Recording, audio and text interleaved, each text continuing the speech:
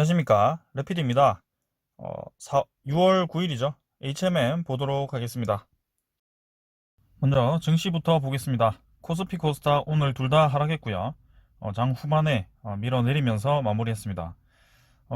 계속해서 이제 글로벌 증시가 애매하게 진행이 되고 있고, 테이퍼링에 대한 경계감으로 상방도 하방도 아닌 횡보를 이어가고 있습니다. 오늘 우리나라 증시는 다른 타국에 비해서 좀 많이 내린 편이고요. 외인 3,200억, 기관 4,500억으로 1조 가까이, 합쳐서 1조 가까이 매도를 했습니다. 코스닥도 외국인이 1,000억 정도 매도하면서 마무리를 했고요. 자, 그래서 이제 내일이 이제 두 번째 주 목요일인 옵션 만기일이죠. 옵션 만기일 이후에 이 주가가 어떻게 움직이는지 거기에 대해서 좀 주목을 해야 될 것 같고요. 옵션 만기 전날에는 또 이렇게 하락을 하면서 마무리를 했습니다. 하지만 이 상단선 라인은 아직까지도 지키고 있기 때문에 내일 어떻게 움직이는지 한번 봐야 될 것 같고요. 이번에는 21선 깨지 않는 선에서 좀 진행을 했으면 하는데, 일단 글로벌 증시들이 생각보다는 움직임이 없습니다. 자, 외국인과 기관도 외국인이 다시 한번 매도를 이어가기 시작했기 때문에 마지막 날, 옵션 만기 마지막 날에 어떻게 매도를 할지, 그 다음에 그 이후에 금요일부터 어떤 포지션을 잡을지 주목을 하면서 대응하시면 되겠습니다. 코스닥도 마찬가지 좀 꺾였고요. 투자자는 외국인이 마찬가지로 우리나라 증시 전체에서 좀 다시 한번 나가고 있는 추세입니다. 그래서 주목을 좀 해야 될 것 같고, 다우존스, 나스닥도 이제 뭐 비슷하게 움직이고 있습니다. 보합 정도고, 유럽도 보합 수준. 그 다음에 외환은 1113달러. 그래서 뭐 전체적인 지수랑 이런 환율 같은 게 거의 뭐 변화가 없습니다. 암호화폐는 좀 많이 내렸지만.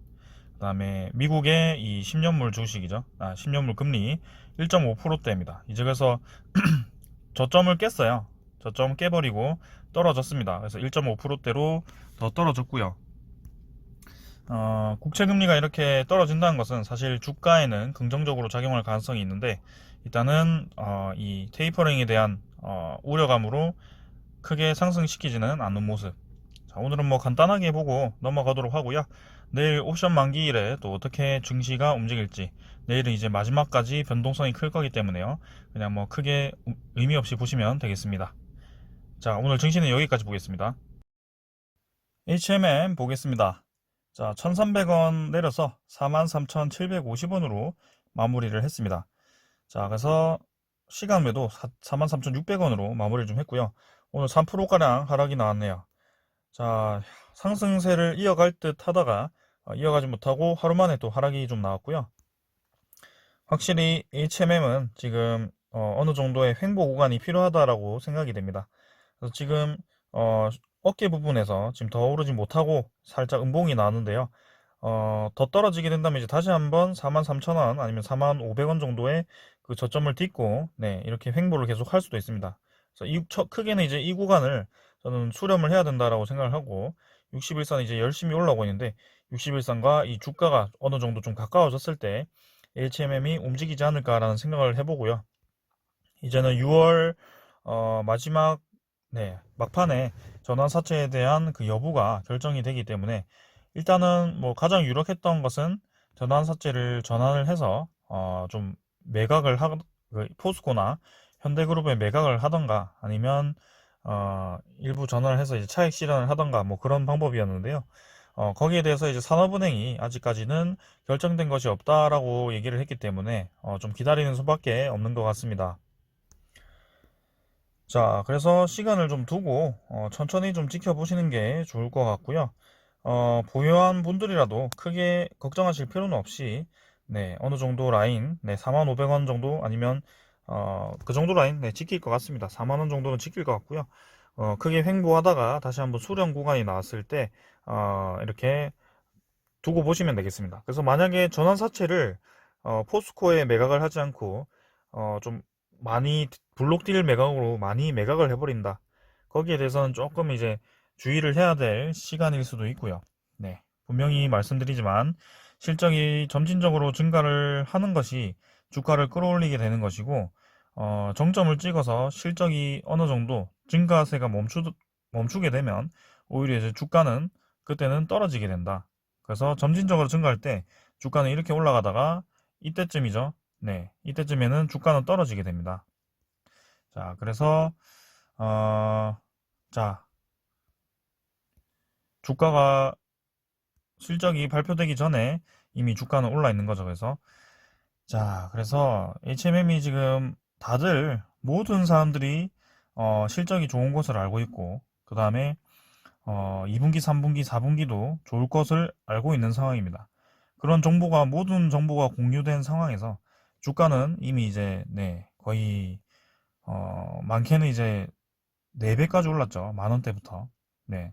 그런 상황에서 단기간에 더 급하게 급등을 하기에는 조금 무리가 있죠. 아무리 이제 그 PER이 좀 낮고 그다음에 실적이 전체적으로 연간 실적이 5조 이상이 예상되는 상황에서 지금 현재 시가총액 대비 좀 낮긴 하더라도 어느 정도 이 주가를 좀 정리하는 시간이 필요하다.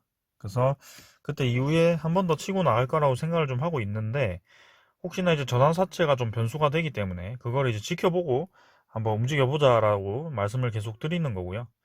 자, 그래서 제가 제 채널을 이 HMM으로 처음 오신 분들은 잘 모르실 수도 있지만 저의 이제 투자 방법은 사실 월봉을 보았을 때 저점에서 올라오는 그 종목을 고르는 것이고요. 아무리 봐도 이제 HMM이 저점에서 올라오긴 했죠. 근데 단기간에 너무 많이 오르긴 했습니다, 사실. 그리고 시가총액이 이제 전환사채가 좀 발행되었을 경우에는 20조까지도 나올 수 있는 구간이기 때문에 조금 이제 그 차익 실현 물량이 나올지 안 나올지 거기에 대해서 초점을 다들 맞추고 있는 것 같아요. 그래서 지금은 쉬어가는 구간이고요.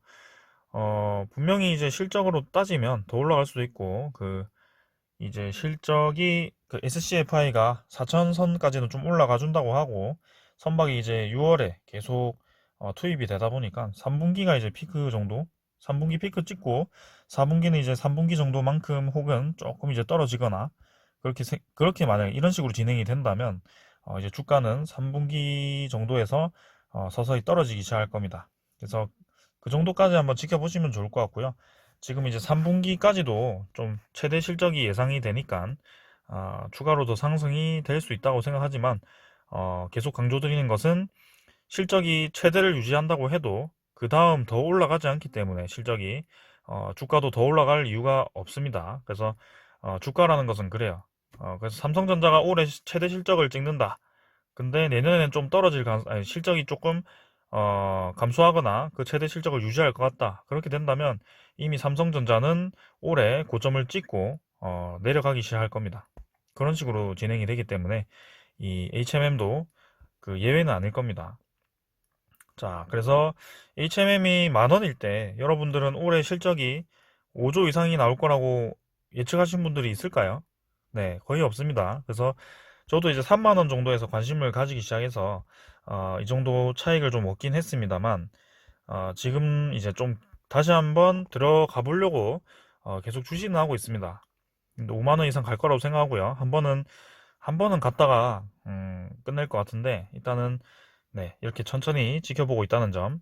그다음에 주봉도 음봉으로 한번 떨어졌다가 좀 받치고 있긴 합니다만 한번 보겠습니다. 투자자는 기간 매수로 이틀 연속 매수했지만 크게 많은 양도 아니고 외국인이 다시 한번 매도를 했고요. 자, 일단 뭐 내일 내마녀의 날이기 때문에 이 수급에 대해서 변동성이 클 겁니다. 내일 주가도 좀 크게 움직일 것 같고 그 이후에 금요일부터 이제 어떻게 움직일지 좀 중요할 것 같고요. 이렇게 매도를 계속 이어가던 외국인이 다시 한번 매수로 좀 전환을 해서 들어와 준다면 괜찮을 것 같고요. 지금 HMM 같은 경우는 수급이 MSCI 리밸런싱 이후에는 좀 별로 좋지 않은 모습입니다, 사실은. 그래서 조금 더 시간이 필요할 것 같고 공매도 잔고가 또 발목을 잡고 있잖아요. 공매도 잔고를 보시면 지금 오늘 800만 주까지 늘었습니다. 그래서 계속해서 공매도 잔고가 늘어나고 있다. 이 상환이 좀 진행이 된다면 그래도 주가에 이제 긍정적으로 좀 생각을 할 텐데 계속해서 이제 잔고가 좀 늘어나다 보니까 이게 800만 주 정도면 지금 4만 2천 원이면 3천억 이상입니다. 잔고가. 그래서 공매도 잔고가 상당히 많이 쌓였고요. 여기에 대해서 이 공매도를 해소하는 상환을 하는 과정이 좀 필요하기 때문에 조금 더 주가가 좀 재미없게 흘러갈 가능성이 있다라고 말씀을 드리겠습니다. 자, 그래서 대차장고도 많이 늘어났겠죠. 여기에 대해서 신용을 좀 본다면 대차도 이제 상환이 좀 되었네요. 180만 주 상환이 되어서 4,100만 주 정도를 유지를 좀 하고 있고 4천만 주대에 계속 유지하고 있네요. 근데 오늘은 어떻게 됐는지 또 봐야 될 것 같고 상세를 보시면 외국인은 이제 지분율 12.56% 정도입니다. 그래서 뭐 크게 외국인이 엄청나게 심각하게 많이 팔았다는 아니지만 매수 세력이 없다 보니까 아무래도 HMM이 그 이상 올라가지 못하고 이렇게 지지부진하게 주가가 형성이 되고 있다는 점입니다.